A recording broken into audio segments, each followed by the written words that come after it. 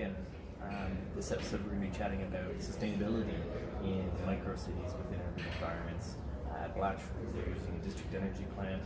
They're going to be using some geothermal opportunities. They'll be using a stormwater management pond to help filter some of the rainwater pollutants before it goes into the drainage system.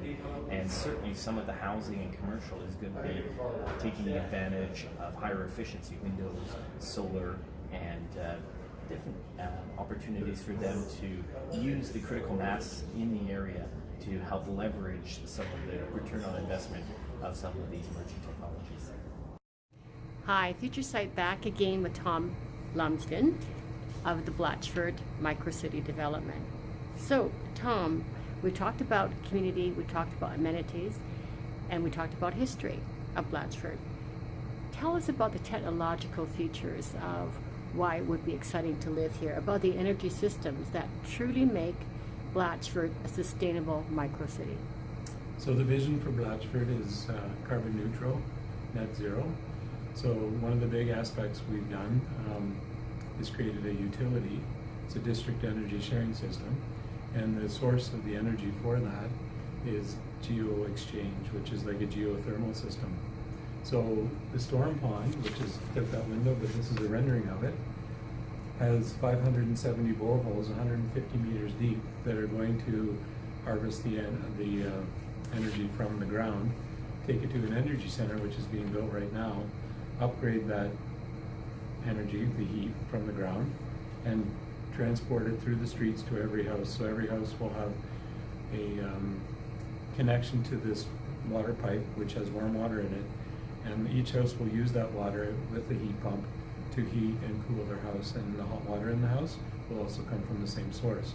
So it's zero carbon because it's coming from the ground. It's not a gas type furnace.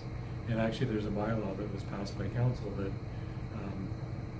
it dictates that that's what will be used here, either that or be off the grid altogether. So that was a huge step in getting us one step closer to being carbon neutral.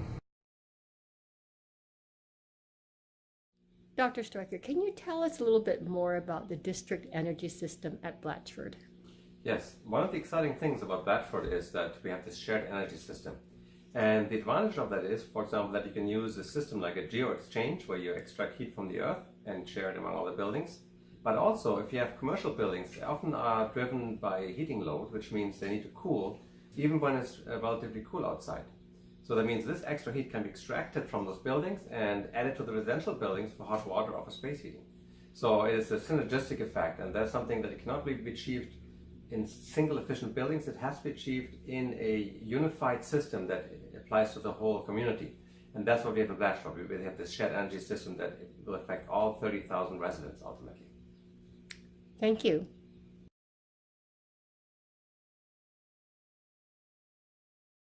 And part of that is also energy, water transportation, and waste management systems too.